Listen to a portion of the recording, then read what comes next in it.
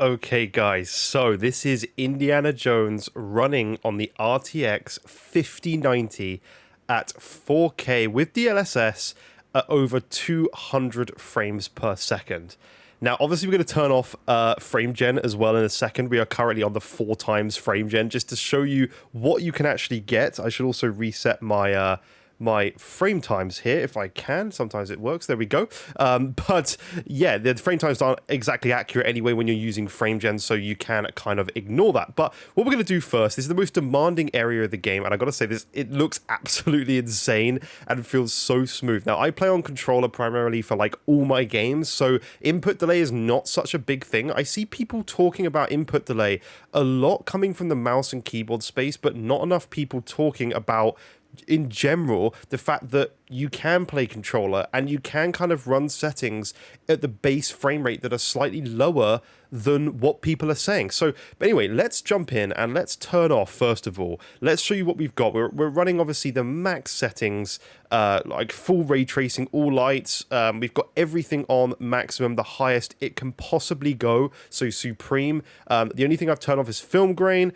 Motion blur is off. And that's about it in terms of settings. But let's go down. We've got DLSS performance on. Let's turn off frame gen and see with DLSS performance what we can actually do. Did I just quit the game? I did. Oh, well, that's fine. That's actually okay. So let's reset the frame time graph. So we're on DLSS performance. Now, I do want you to bear in mind I am recording with shadow play. It does drop a few frames because you're recording, but it's really not that big of a deal at all. So this is now with just DLSS performance, still all the ultra settings, and in the most demanding area of the game, which is this area, or one of the most demanding areas of the game without spoiling stuff, is this area. And you can see with DLSS performance, we're still getting above 60 FPS by quite a bit, and also we've got the frame times of 1%, the 1% lows, sorry, being above 60, which is really, really nice to see. Like, they're all above 60, which is very, very good. That's a good baseline to have. Now, we could push it a little bit further if we wanted to, and actually go to something like DLSS balanced, but let's reset our 1% lows again as well. And you can see we are going to be dropping below. You've got a frame time spike there that did occur, but I think that was just because I reset my stuff. I don't know. It's a little bit more unstable and doesn't quite feel as good. Now, you could frame gen from here, absolutely. You're still getting above that 60 frame mark at the end of the day, and you are getting some 1% lows that do that are below that 60 frames. So if you want the perfect thing, I would go for DLSS performance. We are using the transformer model anyway, so it looks absolutely incredible, even in something like DLSS performance. It's unbelievable. Like, you are actually getting a pretty high refresh rate experience just using DLSS performance, like without even using any frame gen. Look at this. Like, the fact that you are literally getting sort of 70s and above is insane. But let's go to the next sort of like little area here that's coming up, because you do it does become slightly more open, but let's have a look. So in cutscenes, I believe it freezes at 60 FPS. There's some frame time stutters, as you saw there. It's just something that happens in the cutscenes. It's not that big of a deal. Again, back into gameplay. Let's reset the frame time graph with DLSS performance. You are seeing all above 60 frames per second, and it's glorious. It's absolutely incredible. Now, frame gen is brilliant. Obviously, I prefer to cap my VSync like locally in the NVIDIA like control panel app, and actually cap the VSync to the monitor's refresh rate, because I think it makes it a lot more stable. You get less screen tearing. It just looks better overall. But let's go back and turn back on frame gen. Let's go for 2 times so you can see what you can expect from 2 times. So that pulls us up to above that 120 FPS mark, which is absolutely perfect. With DLSS performance, it feels so smooth. I literally cannot feel a difference in terms of like how the game actually feels in terms of input delay. Personally, playing on a controller right now, I cannot see a difference at all. But holy God, we are running at 519 watts on the GPU alone. I just saw then. Absolutely insane. Holy power bill. This is amazing. And by the way, just to mention, we are running on the 9800X 3D, sorry. Just so people are aware with what CPU we're actually running on, which is the best CPU basically you can get for gaming right now.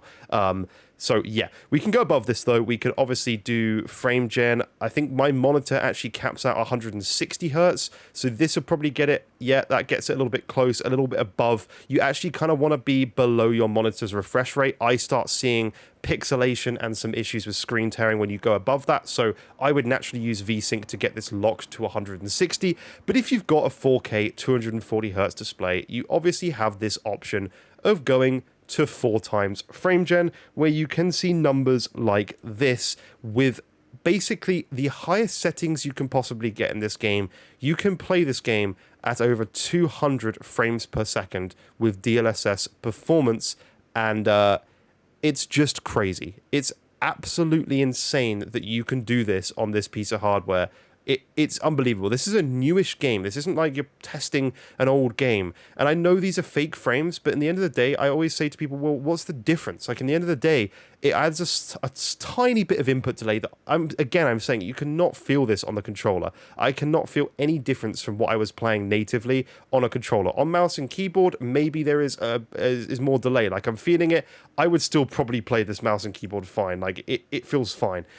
But I don't have that higher refresh rate, so personally, I would just play on the 2 times, and I would use, I would leave it at that, and I'm not capping out my monitor's refresh rate. I've got 120 hertz in a game like this, and it feels so smooth. You can see that frame time graph being absolutely insane, and I got to say, it is just unbelievable to experience something like this. So let's keep going through.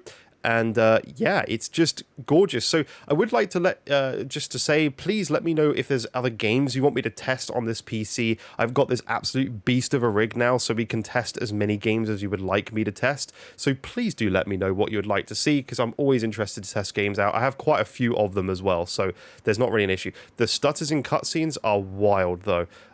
That's really not very good, but at least the gameplay is very smooth. We've got some stuff we can attack here, which is not working. Hello? Like, I thought that would be, like, the reason that's planted there. Okay, no, it is. It is working. It's just not very clean. But we're actually got up in performance in this area here. Just to show you what DLSS quality would look like, and just to let you know if there's any difference on a controller if I do quality with 2 times frame gen. Like, what performance are we actually getting? We are still up in the hundreds, and I've got to say that the image quality does look slightly better, and I would happily play it like this. I am like not feeling any difference in terms of like the input delay at all. Like, this feels absolutely brilliant to play with a controller. Like, I feel no difference, to be honest with you. So I would actually probably even play it like this. And obviously you could do 3 times frame gen or 4 times frame gen from here. If you get stutters and drops like rapidly below, 60, because if we again turn off any sort of frame gen and go back with performance, you can see like we're actually dipping quite a bit below 60 frames in multiple areas, and our 1% lows are below. So if we get sudden spikes, probably with DLSS quality, even with that high frame gen frame rate, you are going to feel more of a stutter, but it's still not a bad experience. And you could go to balance. Like, balance is a good option. Like, if you look at the image quality, like here and the trees and stuff, like look at the trees and then jump to DLSS, back to DLSS performance, is there a massive difference there? Because I'm not seeing it. And in the end of the day, it's about that frame rate, and it's just so much smoother. And things just don't look much worse at all in DLSS performance, especially with this new transformer model. It is a game changer. It looks absolutely insane. You've got balance mode as well that you can use, which still brings us a decent 70 FPS in this area here. 1% lows, there was a stutter there, so I'm not sure what actually happened there, but 1% lows are a little bit lower compared to performance, but obviously still that little bit better than quality. But if we just go back to frame gen, we'll just go up to the 2 times, because that's what I would personally probably just leave it at for this. It's just perfect performance. Like, I'm fully happy with this. Balance mode is really good. You're not seeing any big stutters, any big issues. It feels very, very smooth. And yeah, personally, it's just absolutely insane. That power usage, though, is crazy. Like, as a system, we're pulling over 600 watts right now. Obviously, 500 and whatever on the GPU, and 60s to 70s on the CPU. So yeah, it's a lot of performance being used for sure. A lot of power, sorry, I should say. A lot of performance coming from that power, but indeed a lot a lot of power is being used to get this performance.